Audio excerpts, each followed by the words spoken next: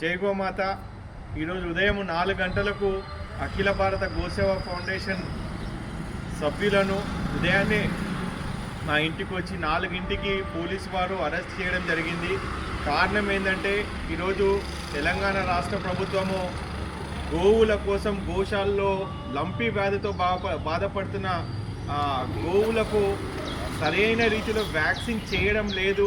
Lumpy వ్యాధి సోకి చాలా ఆవులు చనిపోతున్నాయని చెప్పి కొన్ని గోరక్షక సంస్థలు సచివాలయం ముట్టడిపై ఇచ్చిన దానిపైన ఈరోజు మమ్మల్ని అరెస్ట్ చేయడం జరిగింది. నేను తెలంగాణ రాష్ట్ర ప్రభుత్వాన్ని కానీ పోలీసు వారిని కానీ ఒక రిక్వెస్ట్ చేస్తున్నాను ఏంటంటే, దయచేసి ఈ గోవులు చనిపోతున్న వాటిపై దృష్టి పెట్టండి. మాలాంటి గోసేవ చేసే వాళ్ళపై కాదు.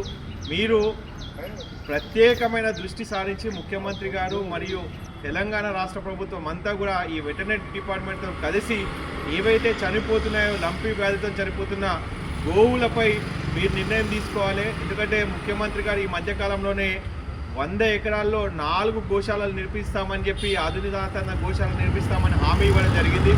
మీకు నిజంగా గోవుపై ప్రేమ ఉంటే దయచేసి ప్రతి గోశాలకు కూడా మీరు ఈ యొక్క లంపీ వ్యాధికి సంబంధించిన వ్యాక్సిన్స్ పంపించండి. ఆవులు చనిపోతున్నాయి.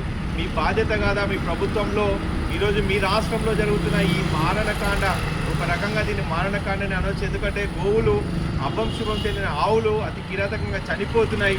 వీటిపై దృష్టి సారించి వెటర్నరీ డిపార్ట్మెంట్ కానీ, మున్సిపల్ శాఖ వారు కానీ, పోలీస్ శాఖ వారు కానీ, ప్రభుత్వ యంత్రాంగం స్పందించి ఖచ్చితంగా ఈ గోవులను రక్షించాలని అఖిల భారత గోసేవ ఫౌండేషన్ నుంచి చేస్తున్నాము.